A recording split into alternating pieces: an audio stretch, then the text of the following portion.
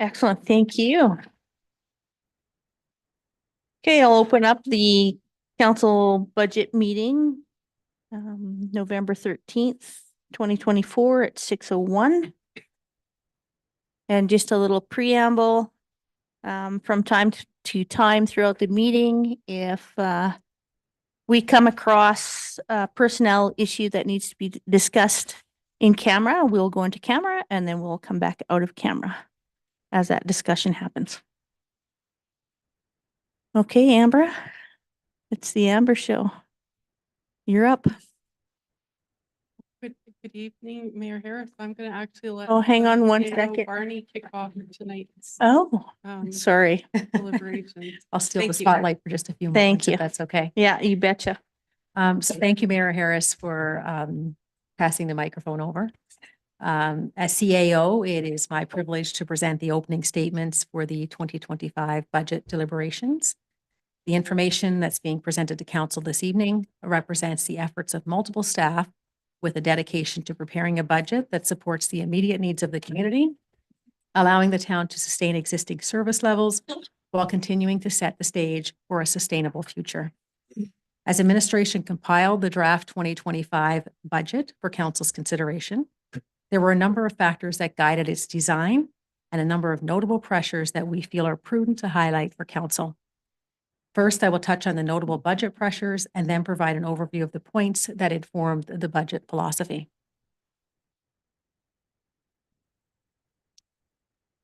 So of the notable budget pressures, the first being inflationary impacts. Inflation has had a global impact, and the town of Crossfield, as a result of this, has seen and will continue to see increased costs associated with the goods and services that we provide to the community. Second being infrastructure upgrades.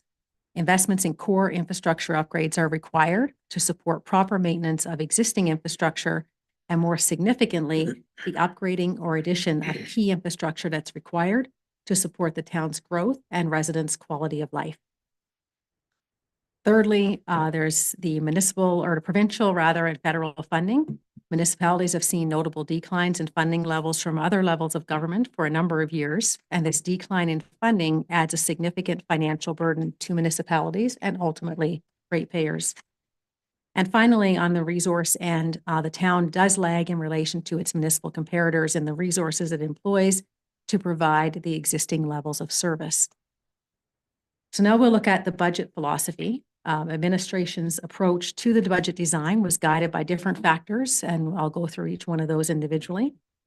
As we highlight them, I'll provide some additional context for council as well. The first one I'd already alluded to being inflation. While we are seeing improvements in inflation, the average for 2024 currently sits at 3.1%, and the projection for 2025, according to the Bank of Canada, is sitting at 2.2%. So inflationary pressures on materials, labor, and service delivery impacts every aspect of our budgeting process, making it essential to allocate resources in ways that sustain both quality of life and fiscal responsibility. The second factor being community growth. Town of Crossfield is outpacing all of its municipal comparators when it comes to growth. While the CFO will share more details in a moment on this, I can say that the town has grown by 16% since 2020 and is currently sitting at approximately 4.4% growth annually. As our population expands, so does the demand for infrastructure, essential services, and community programs. The third aspect being asset management. The budget that's being presented to council also focuses on enhancing the organization's asset management maturity level. You might ask, what is this and why is this important? Well, asset management is essentially just keeping track of our assets such as roads, bridges, our transportation systems, water and wastewater systems, public buildings, parks and recreational facilities, and other public infrastructure, making sure that they're well maintained and planned for their repair, replacement, or upgrades in the future. The goal is to ensure that the town's infrastructure is safe, reliable, and efficient for our residents and businesses, all while making the best use of public funds. By proactively managing infrastructure and resources, we can ensure we meet current and future needs, manage public funds responsibly, and create a thriving community for residents and businesses alike. In the budget that's being presented, you'll notice tomorrow that there's a 10-year capital plan. This supports a strategic long-term framework for managing large-scale projects and investments in infrastructure. And it also supports long-term financial planning, efficient resource allocation, improved infrastructure maintenance, cost savings and risk mitigation, and enhances transparency and accountability. This shift represents best practices in long-term financial planning and management. Tomorrow, again, the capital funds that we'll share, the capital items presented will represent improved asset management strategies that support the long-term sustainability of the town, resource adjustments that support delivery of existing levels of service, and the addition of assets that represent the community engagement feedback that we received. You'll also note additional transfers to reserves to support their continued growth. The town has made efforts to increase the level of reserves over the past couple of years, and the budget being presented represents a continuation of that strategy.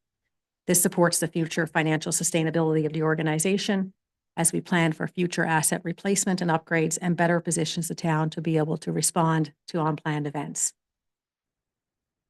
The next item was risk management. This was also a focus for administration, is looking at managing other risk, looking at factors such as fluctuation in our revenues, potential increases in service costs, economic impacts, regulatory changes, and the unforeseen events. By identifying and evaluating these risks, administration developed a budget that includes prioritizing spending on critical services and seeks to continue to strengthen financial reserves. This approach provides flexibility to respond to unforeseen challenges while aligning with the municipality's long-term goals for growth and community well-being. The next item is resourcing demands. I'd alluded to earlier that the town of Crossfield lags in comparison to its municipal comparators in the number of staff it employs to deliver the level of service it provides today. While our average comparator municipality employs approximately 9.35 staff per 1,000 residents, the town of Crossfield employs approximately 5.94 staff per 1,000 residents. The town currently has the lowest staffing levels per capita of all of its comparators. This proves challenging in advancing key priorities that support the operational stability of the town. You will note that this budget includes additional staffing to address staff shortages. There's a total of 3 included in the budget, 1 in finance, 1 in asset management, and 1 in administrative services. It also includes a compensation market alignment adjustment for both administration and council, intended to draw greater alignment with that of our municipal comparators, and a 3% or 2% rather COLA adjustment for all staff. For clarity, the cost of living adjustment is intended, often referred to as COLA, is intended to help keep up with inflation, meaning it adjusts salaries based on how much everyday expenses have gone up. The purpose of a COLA is to make sure that employees' purchasing power, or what their paycheck can actually buy, remains steady over time, even as the cost of living rises. It's not meant to reward performance or bringing salaries in line with other organizations. It's simply to ensure that salaries keep pace with inflation. In contrast, an adjustment for market alignment is a change to staff and council compensation intended to match salaries with those of similar roles in comparable organizations. This adjustment happens when a municipality looks at what other towns of similar size and complexity are paying for similar roles. If they find that their own pay is lower than these comparators, they may look to adjust salaries upwards to remain competitive, attract talent, and retain existing staff. In our instance, this is the case. So while COLA helps keep salaries in line with inflation, market alignment adjustments ensure that salaries are competitive with what other similar employers are offering. And finally, in this area is the introduction of the APEX supplemental pension option for senior staff. This is an item that is intended to support attraction and retention efforts at those levels and is intended to serve as an attraction and retention tool. Next, we have the service level citizen feedback. The budget supports maintaining existing service levels and in some instances improvements in service levels. So this is based on feedback that's been expressed by both residents and council. You'll see this represented more holistically tomorrow in areas such as recreation, road maintenance, and safety programs as examples. Feedback received from residents, both formally through means such as the budget survey, as well as informally through regular ongoing communications, were a consideration factor when designing the budget. And all of this is underpinned by financial and operational stability, which are fundamental to the budget design. Financial stability is reflected in maintaining a balanced budget, ensuring sustainable revenue streams, and building sufficient reserves to handle unforeseen expenses or revenue shortfalls. This stability is achieved through careful revenue forecasting, prudent spending controls, and a commitment to building reserves to healthy levels. By budgeting conservatively and allocating funds to priority areas, the town reduces the risk of financial strain from unexpected economic downturns or rising costs. Operational stability focuses on the ability to consistently deliver essential services to the community, even in challenging times. This is reflected in the budget by prioritizing funding for critical public services such as emergency responses and infrastructure maintenance, and by planning for staffing and equipment needs, all of which help ensure smooth operations and continuity of services. Together, financial and operational stability are reflected in the budget as the town's commitment to meeting both immediate and future needs. This balanced approach enables the town to deliver reliable services while preparing for potential risk, contributing to a strong and resilient community. I'd like to pass things over now to Amber Ouellette, our CFO, who will share the remainder of this evening's budget presentation with council.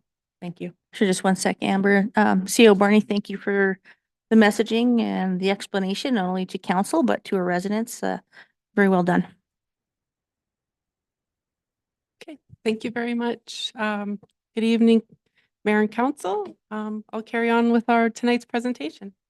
Tonight, the agenda for the remaining portion of this evening's presentation includes providing some economic context, kind of as a lead up towards and including what we've heard from our residents, providing some further information around that financial condition and some of those comparable indicators that CAO Barney had alluded to earlier, and all of that leading up to where the 2025 budget, operating budget,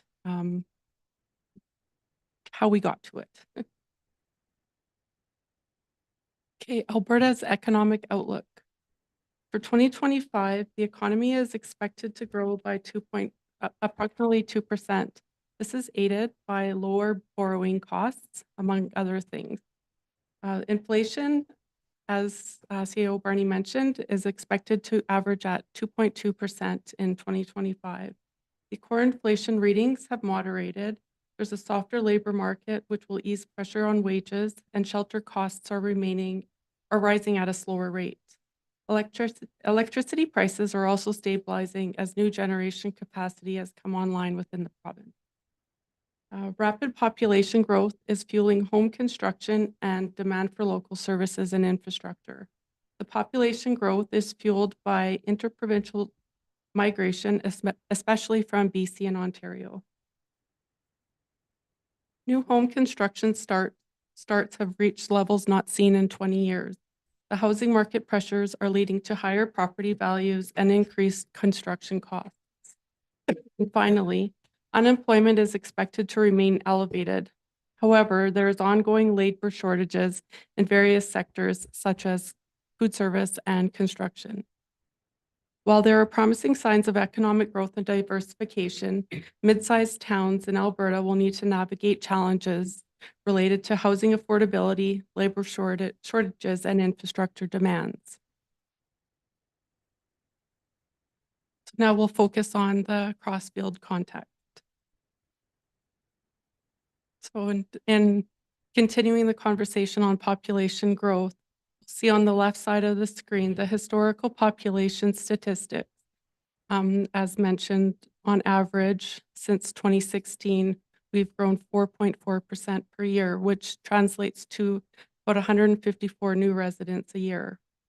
Since 2016, we've seen an additional 1,228 residents move to the town of Crossfield. If we extrapolate the population numbers using that 4.4% increase rate over the next few years, we'll see that by 2028, we'll hit a target of about approximately 5,000 people.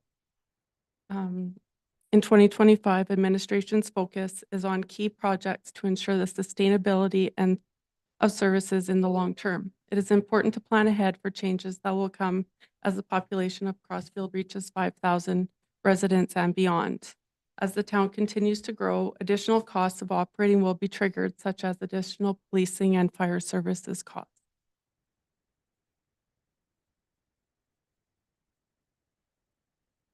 So the town of Crossfield key demographic indicators as revealed by the 2024 Town of Crossfield Municipal Census and household income data as reported through the 2021 federal census. The average age of the population is 23% of the population is under 16 years of age, while 14% of our population is over 65. This indicates that we do have a younger population in the town of Crossfield. The median income, an estimate of the median employment income and total household incomes were calculated based on values collected through the 2021 federal census with an inflationary factor applied to determine what their 2024 equivalent would be. The 2024 median employment income for a full-time, my apologies. For a full-time equivalent employment is $77,900, whereas the 2024 median household income is approximately $121,000.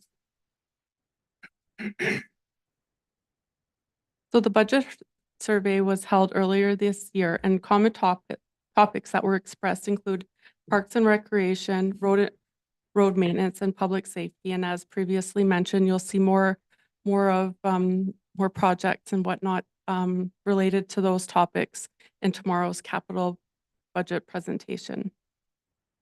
71% of survey respondents would prefer to increase or maintain taxes in order to maintain or increase service levels, while 29% of respondents would rather see decreased taxes that would result in decreased service levels. So now we'll look at some of the financial condition and comparators for the town of Crossfield and other Alberta municipalities. But first, before we get into that, we should always sit back and reflect on who gets what share of property taxes. Funds collected through property tax are split between the Alberta government, Rocky View Foundation, which funds seniors housing, and the town. About 71% of all property taxes go towards town services, while about 28% will be sent to the government of Alberta and 1% to Rocky View Foundation. In the following slides, the town of Crossfield is compared against 11 other towns that share similar attributes such as size, assessment, and geographic area. In this slide, the amount of tax payable per $1,000 of taxable residential property assessment is compared. As you can see, the town of Crossfield at $5.20 per $1,000 of assessed value is the lowest of the group. The average is $7.80, leaving Crossfield approximately 33% below the average in residential property tax. In this slide, the amount of tax payable for each $1,000 of taxable commercial and industrial property assessment is compared. Similar to the previous slide, the town of Crossfield at $6.30 per $1,000 of assessed value is the lowest of the group. The average is $12, leaving Crossfield approximately 48% below the average.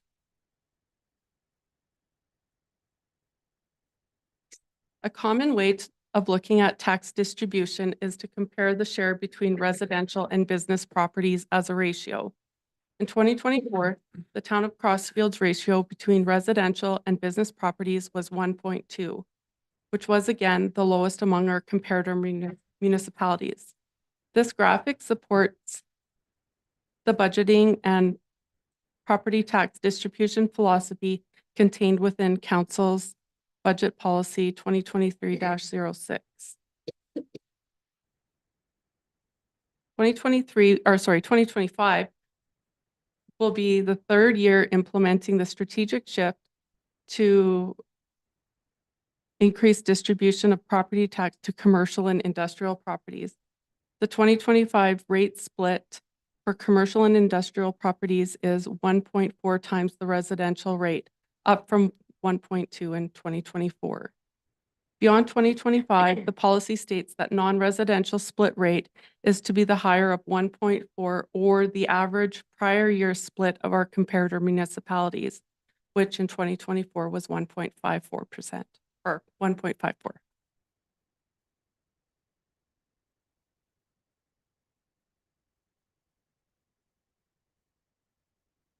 Composition of assessment. This graphic shows the percentage of municipal properties that are classified as residential, non-residential, and farmland. It represents the makeup of the municipality's property tax base. The town of Crossfield is fortunate to have a strong non-residential assessment base, with 27% of the town's assessment being non-residential, while our comparator municipalities have on average 22% non-residential assessment base. A strong non-residential property assessment base not only provides reliable and diverse revenue stream, but also supports long-term economic development, job creation, and overall health of the community. It can make a municipality more resilient to economic fluctuations and better positioned to fund essential services and infrastructure, all of which contribute to the overall quality of life for residents.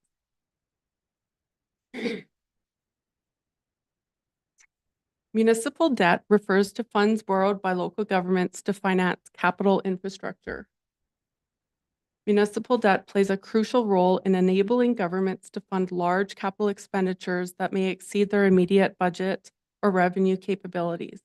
There are benefits to using debt, such as spreading the cost of debt over time, particularly for long-lived infrastructure projects, such as water reservoir upgrades. In this slide, you can see that the town of Crossfield has slightly below average short-term debt per capita and slightly more than average long-term debt per capita.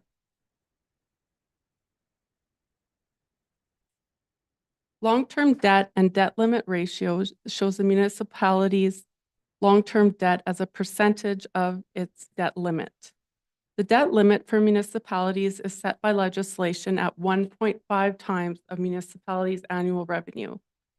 The blue portion of the bars indicates the percentage of debt used, while the yellow is the remaining borrowing capacity. In 2023, the town of Crossfield had 54% of its debt limit remaining, which is less than the average of our comparators at 71%. However, as noted in page 9 of your Council 2025 budget deliberation package, you will see that the available debt limit is projected to increase to 78% by 2028.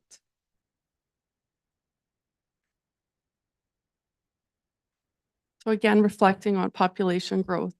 2023 statistical data shows that the town of Crossfield is outpacing all of our comparators when it comes to growth. The average growth since 2016, between 2016 and 2023 is 7%, whereas the town has experienced 29% growth in that time. Rapid population growth can be a major driver of economic and social vitality. By boosting economic growth, increasing tax revenues for public services, and fostering a more dynamic, diverse community, rapid population growth can help the town thrive in both the short and long term. However, it also comes with challenges, like maintaining infrastructure needs and maintaining quality of life. So careful planning is essential to maximize both these benefits.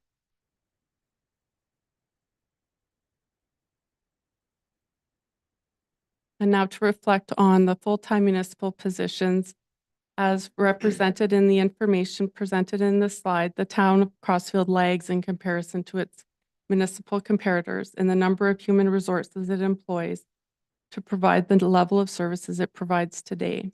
The visuals demonstrate that the town's municipal comparators have approximately 50% more staff than the town. And when we look at how that translates in a per capita ratio, the town's comparators employ approximately 57% more staff per capita than the town of Crossfield itself.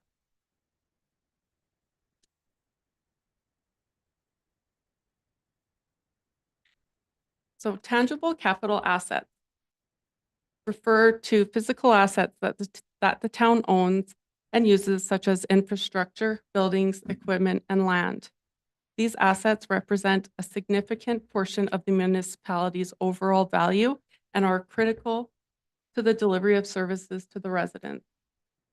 At the end of 2023, overall, 63% of the town's assets value is remaining.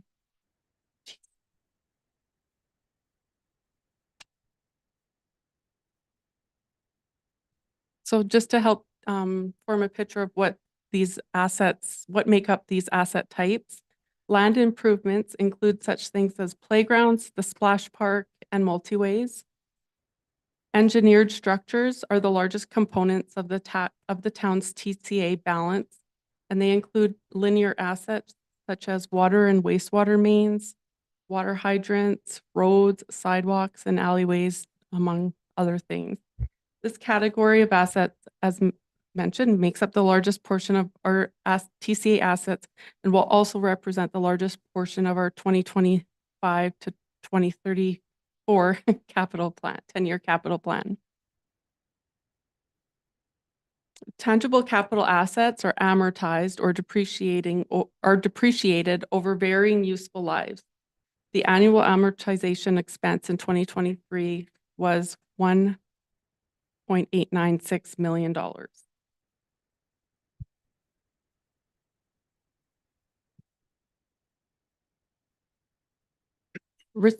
Unrestricted surplus and reserves. Reserves are a key tool in the development of a municipality's long-term financial plan. There are numerous purposes and objectives that reserves are intended to assist with, such as supporting effective asset management planning and allowing for long-term maintenance and repair or retirement of infrastructure assets to maintain adequate service levels, enabling municipalities to plan for future operating and capital needs and lessen the reliance on for long-term borrowing, providing financial flexibility and ensuring adequate cash flows to maintain operations, providing for future liabilities incurred but not funded, and finally, to provide stability for tax rate changes.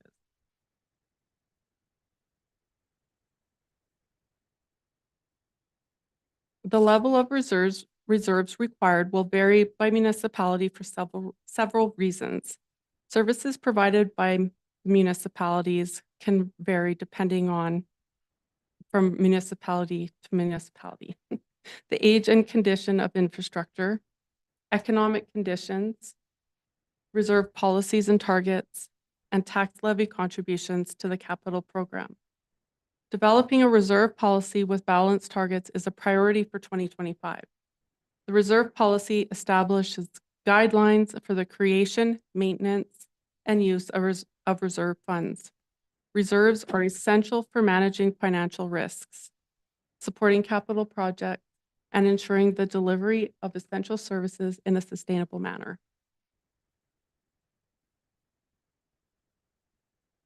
This table compares each of our comparator municipalities' reserve balances in millions compared with the remaining value of their TCA along with their debt usage.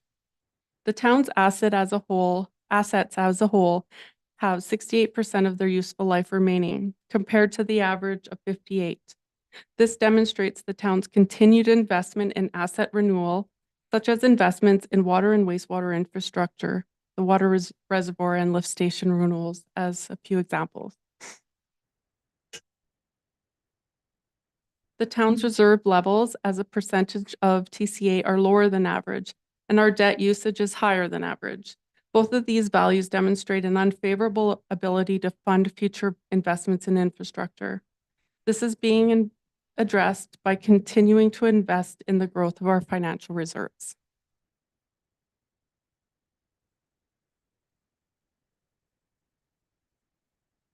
So now we're going to move into the operating budget and community funding portions of this evening. And We'll get started by looking at an overview of the operating budget revenues.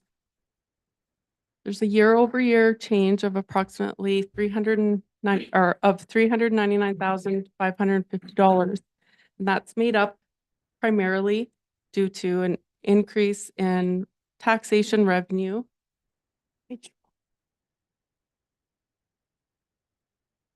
Sorry, Amber. Is everything? Yeah, that's We're good. Okay. Increase in revenues due to growth and a progression of the non-residential to residential tax ratio of 1.4 to 1.4.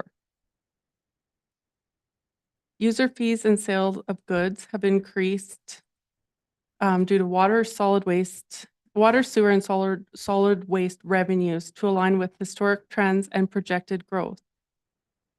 There's also been increased revenue associated with billbacks for development-related functions as per the fees and charges bylaw, and the identified EPR revenues associated with recycling costs. Franchise fees and concession contracts have increased due to growth. And fine revenue has increased as Travis fees have been newly implemented as of the November 1st, 2024. Licensing and permitting revenues have increased due to building permit and inspection revenues alignment with anticipated development growth. And return on investments have increased to reflect historical averages and anticipated anticipated returns. Finally, other revenue, removal of revenue associated with the sale of effluent budgeted in 2024, as this revenue source is not anticipated in 2025.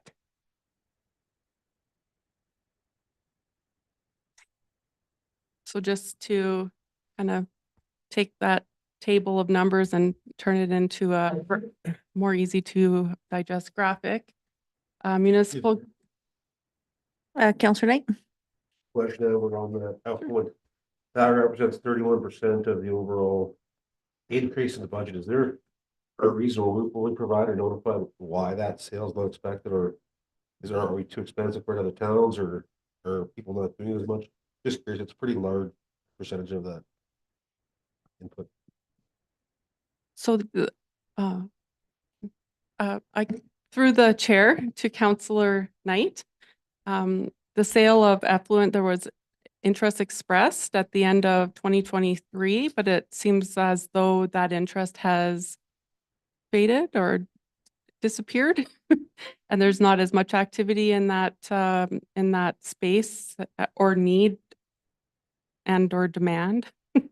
I don't know if anyone else wants to possibly chime in on the reasons for that. Sure, we'll just go over to CAO Barney. Actually, I'm going to just tag along Director Altina because I believe he has a Sure. clearer response. Sure, thank you. Through the chair to Councillor Knight. So the sale of effluent is typically been related to fracking activities. So we believe it's on a project-by-project basis. They're working in the area in 2023, so they were interested in our effluent. We've been in contact with the town of the village of Bicycle this year, and that same company was purchasing effluent from them because their projects were in that area. So we believe it is a more of an area-by-area, project-by-project basis that these companies would approach the town. So that's why we saw little to no revenue this year on that sale. Okay, thanks. I guess just maybe a follow-up question to that would be, are we actively pursuing other fracking companies to tap into our affluent water? To the chair, I'll maybe ask CAO Barney to jump in if she has another response, but currently I'm not aware that we are pursuing any other fracking companies. As we've seen with the frack company we have been working with, it is a bit hit and miss depending on the projects in the area, so it wasn't a reliable disposal method of our effluent. So our efforts, I know since I've joined the town, have been focused on looking for a more semi-permanent interim solution and then working towards a permanent, more permanent solutions towards our disposal method of our effluent. Great, thank you.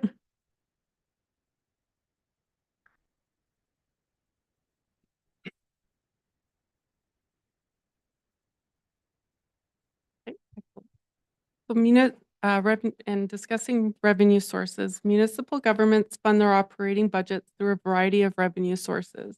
These funds support a wide range of services and activities, including community service or community safety, infrastructure, parks, and community events. Taxation revenue is the primary source of revenue for the town. It represents approximately 46% of our town's revenue. Property taxes are assessed on the value of real property within the town. Sale and user fees represent 33% of the town's revenue. They're inclusive of various public services such as waste collection, water and sewer charges, recreational programming, and more.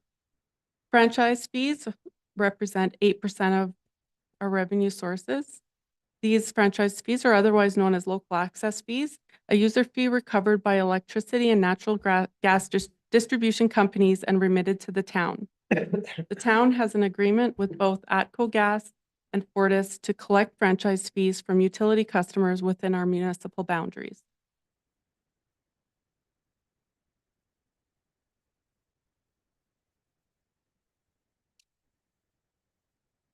The operating budget expenses.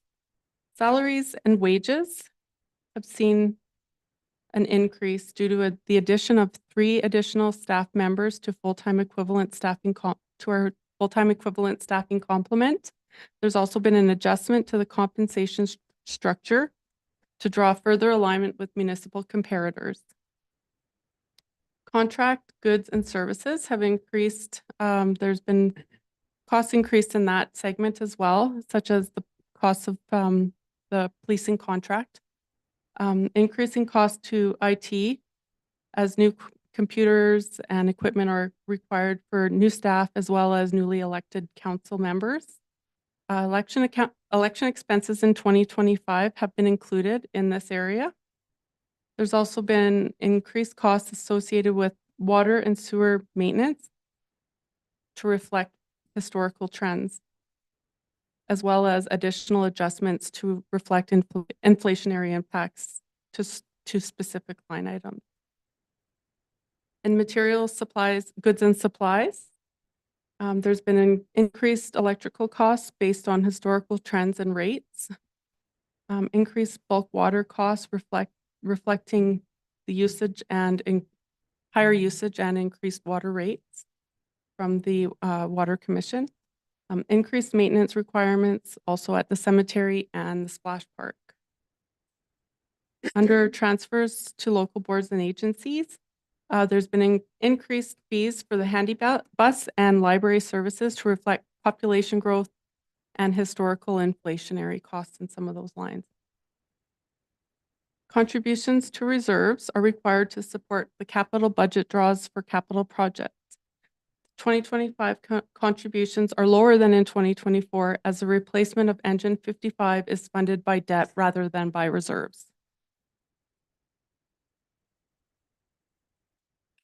The transfer to offsite levies reserves is adjusted to reflect the anticipated actuals.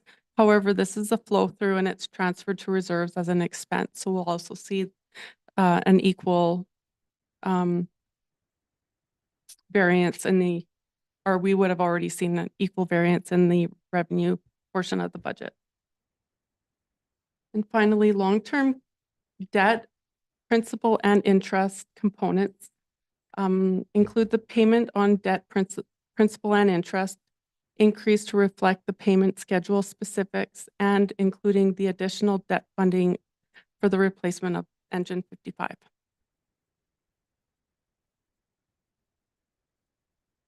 The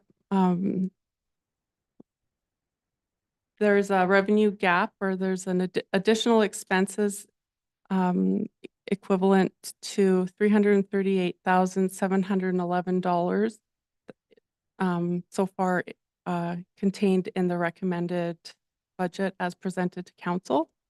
And that's just to highlight that net surplus shortfall line at the bottom there. So now we'll get into the specific service, the sections within the town. We'll start with corporate services. corporate services is made up of general municipal revenue, which this area contains the property tax revenue and investment revenue that funds townwide operations. It also includes council, administration, and health and safety. So corporate services is inclusive of internal support functions that support efficient and effective operations. The area represents a wide range of administrative, financial, and operational services that enable other departments to deliver public service. It is the backbone of the municipal operations, providing the structure, policies, and tools for governance and service delivery. Variances in the general municipal revenue section include increased taxation revenue due to growth and increased return on investment income to better align with historical averages. These revenue increases are offset slightly by increased leasing costs. Within the council budget area, changes include adjustments to compensation to align with municipal comparators, along with increased costs associated with the 2025 election, along with plans for the council strategic plan in the next council term.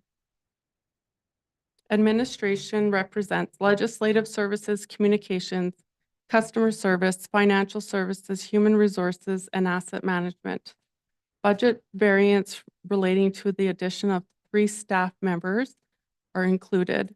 It also includes a compensation market adjustment to draw greater alignment with that of our municipal comparators. There was a decrease in expenses due to the biannual nature of the municipal census. So those expenses were pulled out from the 2025 budget. There is an anticipated increase in online services through the eGov feature on for our residents that should have a reducing impact to the cost of supplies and postage. And finally, in the health and safety section, there's a slight increase to accommodate growth of staff to ensure appropriate supply of required safety equipment and supplies. In community and protective services, so this section is dedicated to enhancing the quality of life and ensuring the safety and well-being of all residents within the town of Crossfield. This department provides a wide range of essential services that promote recreation, culture, community engagement, and preventative social services, as well as public health, safety, and protection. Budget variances within community and protective services include: within municipal enforcement, there is a decrease in salaries to reflect alignment with compensation structure. Within the fire department, while there is a reduction in medical supplies, as most supplies are provided at no cost through Alberta Health Services, there is an overall increase in materials and supplies.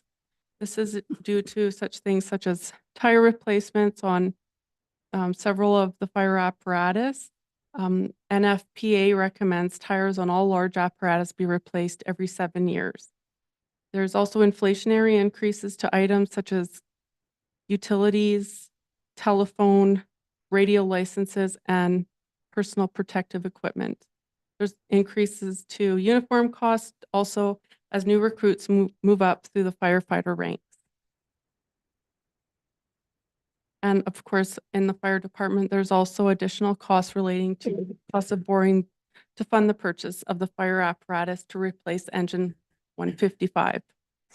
Within the emergency management area, there's minor increase to account for salaries, costs associated with the salaries and costs associated with participation in the functional emergency exercise in 2025. In FCSS, we see comp increase due to the compensation market adjustment to draw greater alignment with that of our municipal comparators. And in community services, the Rocky View handy bus fees have increased by $1 per person, and also our population has increased, so that's what drives the cost of the handy bus.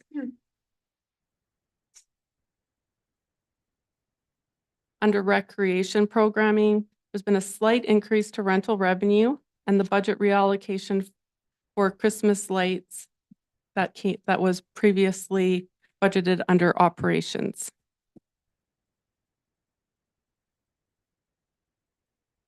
In parks and facilities, there's been a decrease recognized in the Canada Summer Jobs Grant revenue and slight inflationary cost increase to material supplies and utility lines. Within the arena, the compensation market adjustment to draw greater alignment with that of our municipal comparators is included, and that's slightly offset by increased user fees. In the community hall, the compensation market adjustment has been recognized. And within the library section, there's an inflationary increase for the library board transfers and also an increase to the Marigold requisition due to our population growth. That's another requisition that's based on population.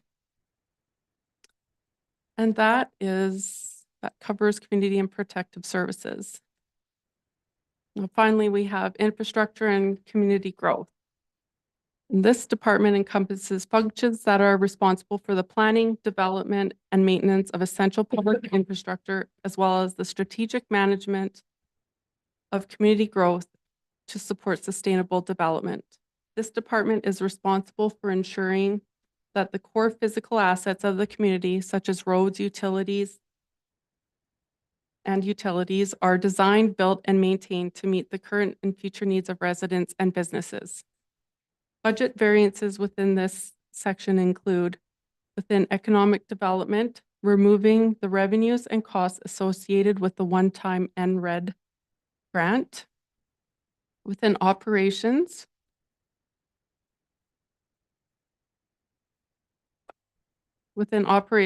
increased revenues offset somewhat by additional costs associated with Travis fees implemented as of November 1st of this year. And it also includes the compensation market adjustment. There's also been an adjustment to materials and supplies to reflect actual historical expenditures, as well as inflation of supply costs and improved GIS capabilities for asset management. And as that the cost of the Christmas lights, as previously mentioned, was transferred to the recreation department. Within water and wastewater, additional user fee revenue associated with growth has been recognized.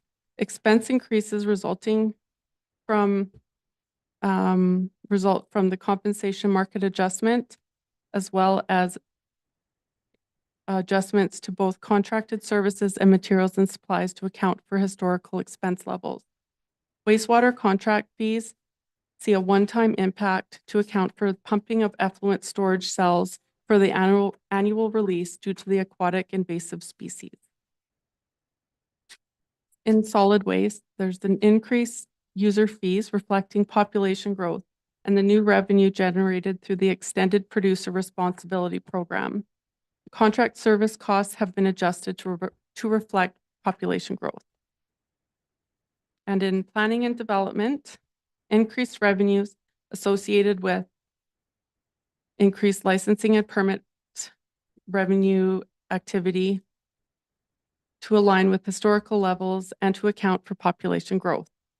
Salaries increase as a result of the addition of a summer student to support administrative functions and to help with the advancement of asset management, along with the salary adjustments resulting due to the market adjustment.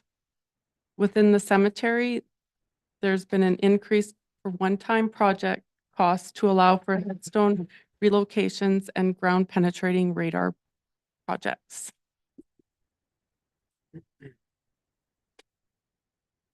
Now, to reflect upon community group supports.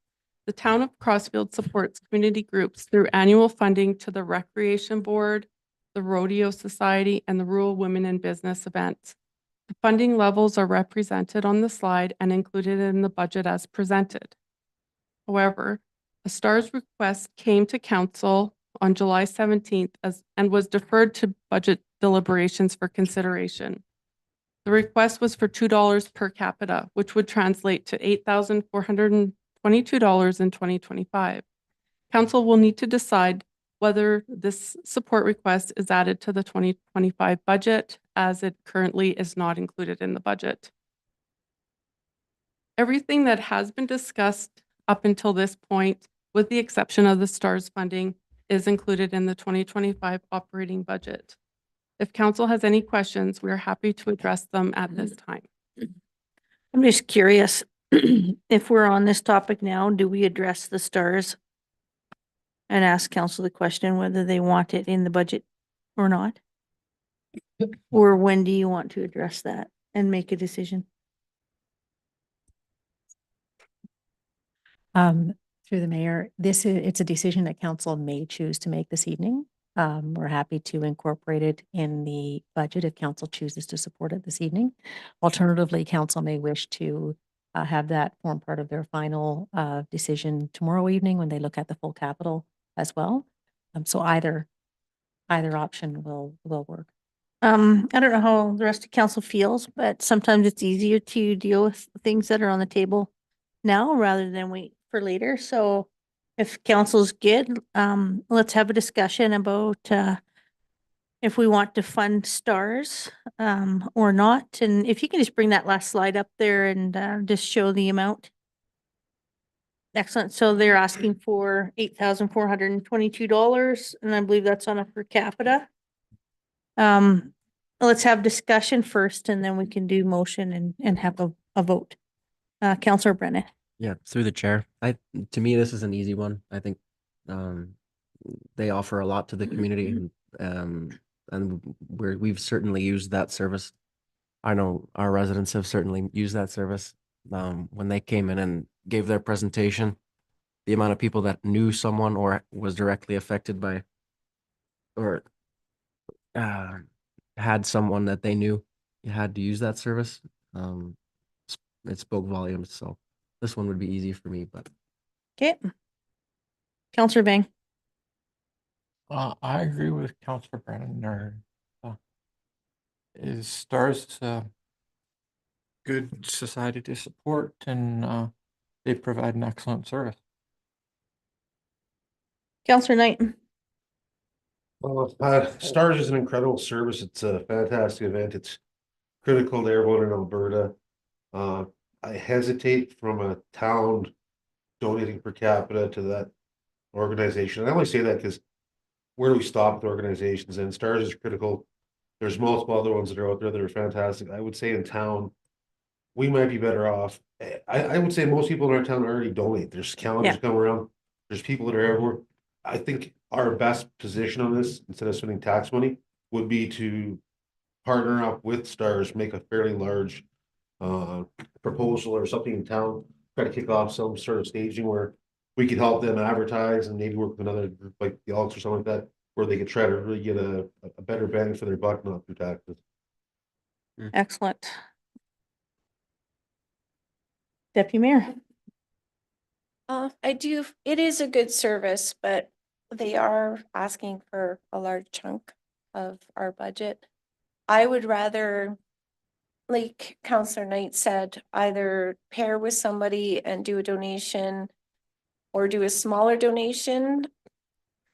I feel that amount of money could do better in our community for our own services, such as our fire department and towards safety equipment personally.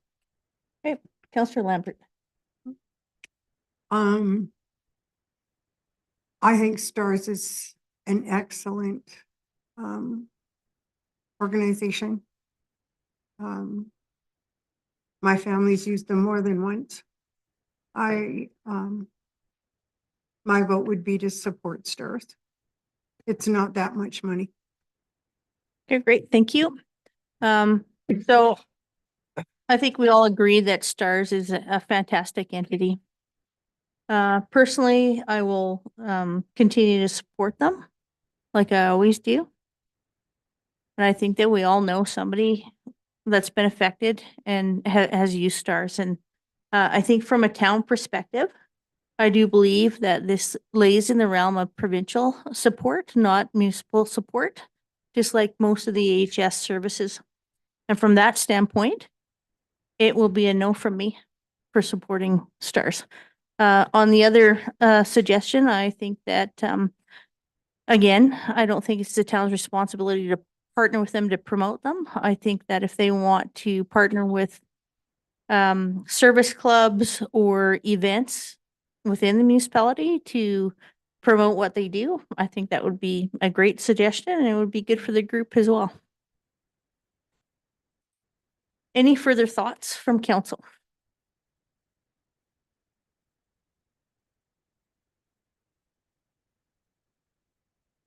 Okay.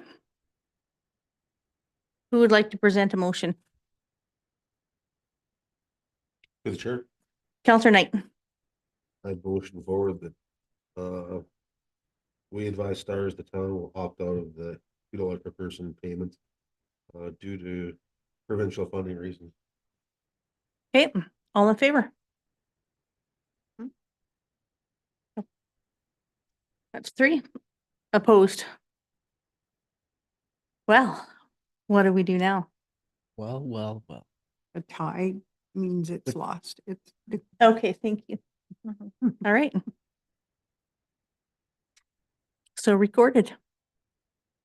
Okay, thanks everyone for dealing with that while we're on the spot there. All right. Amber, you can continue. Does anybody have questions for Amber on anything presented in the operating budget?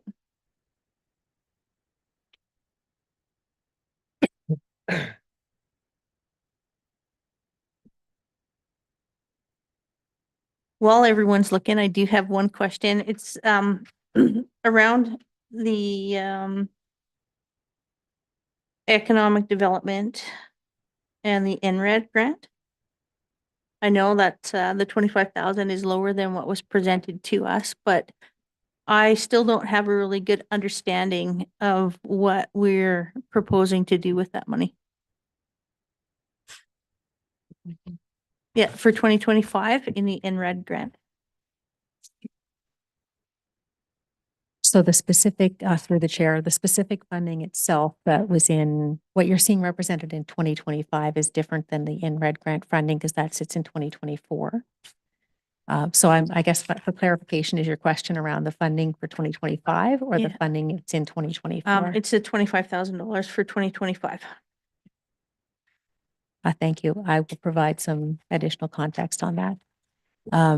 The funding that sits there for the 25,000 for economic development does have a component to engage the existing contractor to help with the completion of the NRED grant work that has to be completed.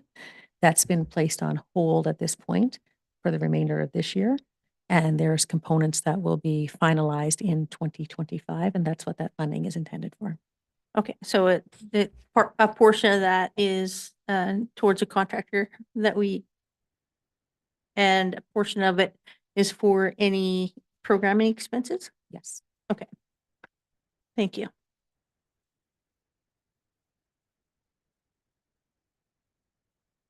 Okay, any other questions? Thank you, Chair. Counselor Knight? Amber, and I should say again, this is a great job. Thank you. I think another thing I just want to clarify, under the fire department, the interest on long-term debt and capital, that 270, that's essentially just the lease payments that are being backwards numbered right there for the fire truck, right? Through the chair to Councillor Knight, those are actual not lease payments. I think the originally in 2024, the vehicle that was proposed was one that we could purchase through a 5-year capital lease. However, that vehicle is no longer available, that apparatus. So we would be looking to finance like through a loan. Okay. Oh, thank you. So that, That was appreciate it. thank you. Okay. Thank you. Hmm. Anyone else? I do. Through the chair. Amber, I just have a question. So under council, I'm curious as to why council would receive new computers every year. So you're on page 19. Thank you. through the chair to Councillor Fox. Council would receive a new laptop each term.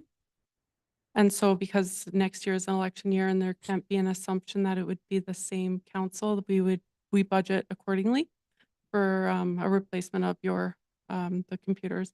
They are on a typical 4 to 5 year replacement schedule. That's just the standard life expectancy of laptops. Okay, I was just curious because technically, as a counselor, I know our computers aren't used a lot. Yeah. So that's why I'm questioning why they're replaced every 4 years if they don't need to be. Through the chair, it could be a software compatibility, Yeah. Microsoft, all Mhm. that stuff. So we usually run into a situation where eventually, whether they're still functioning or not, they kind of run the course on their usefulness. Okay, thank you. Other questions for Amber? I'm looking for Ray. All right, Amber, you have no further questions? Through the chair. Oh, I'm sorry, I do yeah, have you more. do. I was looking for my red notes. There you I go. apologize. Okay, so under for municipal enforcement. Page 24. Yep, go ahead. Okay, so you have listed under here under municipal enforcement for animal control. Is there actually, I'm just gonna ask, is going to actually be more animal control? Because we consistently have dogs at large and cats at large, and there's no tags, there's no collars. So that's why I'm asking that. It needs to be enforced if it's being budgeted for. Through the chair to Deputy Mayor Fox. It's listed in there as a service that could be provided through that department. It does depend on the officer that we get and the training they have in order to be able to handle those animals, as well as any contracts we may need to enter into as far as being able to hold those animals. So it was listed in there as a service that could be provided, but at this point right now, it just depends on who our new officer is that we get. Okay, So- I just find it is a big issue that Mhm. could potentially be addressed, even if we did have a holding area. Right. It's just something that as we grow, it's becoming more of an issue. For sure. Thank you, Red.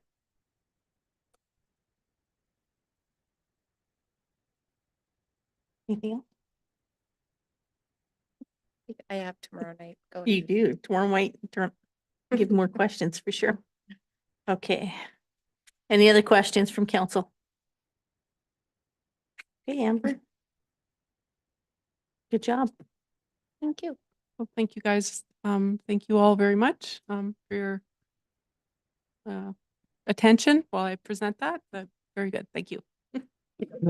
I just want to say, over the last 4 years that I've been on council, this has been the best presentation and of the budget that we've ever had. It's provided us with more information than we've ever had. And I just want to say thank you. On No. behalf of all of the contributors, you're extremely welcome. Yeah. It took a village to put the Yeah, document it was a lot before of you, work. so I will make sure to pass that along. Thank you. All right. I did have one more question, but I'll keep it for tomorrow. No, that's okay. If it's, Are you sure? yeah, if it's operating budget, we're still here. Ask your All right. question. All right, so I do have one more question. This is under community services on page 29.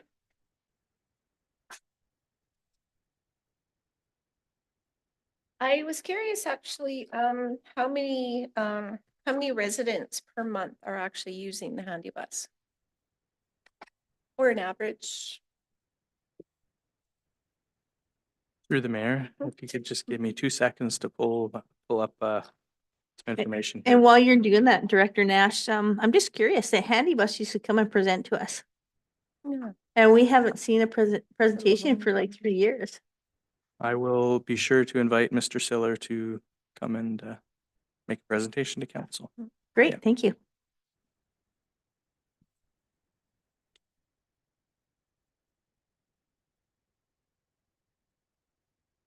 So I do happen to have a quick report here that they just sent to me. Yeah. Um.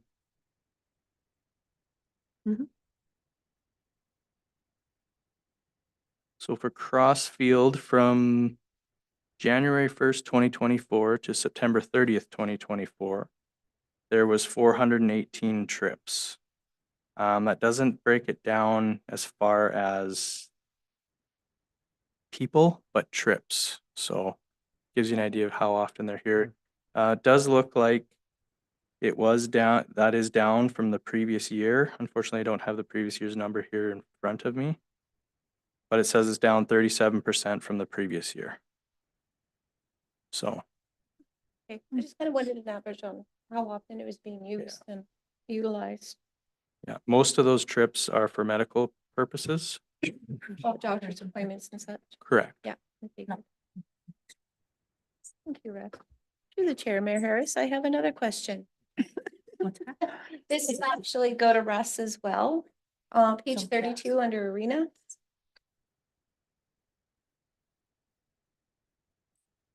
Okay, so we have a room or space upstairs in the Mhm. arena.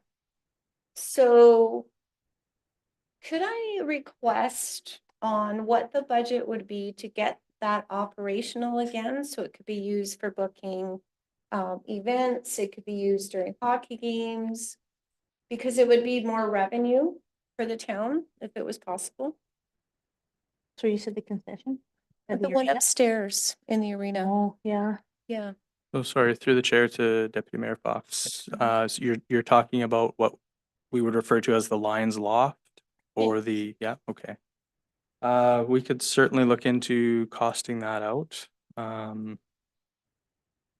And come up with some ideas as to how it maybe could be renovated and proposed for use. So it is getting more usage this year by some of the regular user groups. One in particular, Skating Club, is using it for and paying rental on it for dryland training, I believe Mhm. twice, maybe 3 times a week throughout the season. So that is an increase there.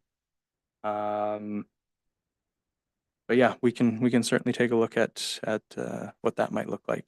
Yeah, because if we could use it more often and gain from the rental of it, like I said, if it's open for hockey, for the hockey games or the skating competitions, or it's just, it would be more revenue for the town. And usually that's based on like an operator wanting to lease from us for the concessions, right? Through the That's chair, what if we were to turn that into, say, the concession or the concession space or Mhm.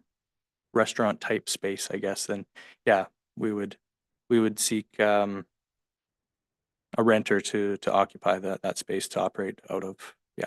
And we currently have trouble finding a renter for the downstairs one. Correct. We've been having trouble, and I do suspect that the allowable activities that could go on in that concession are a limitation because it currently is not set up for proper kitchen space. Right. Yeah. Okay. Thank you. Thanks, Russ. I have no more red. Sorry, if I may, just to clarify, you're looking to put this forward as a future capital project then, obviously not for 2025? Oh, yes, yeah. Okay, No, I want it done by January. thank you. Okay, great. All right. Does council have any thoughts on any adjustments that they see that they want to make tonight on the operating budget?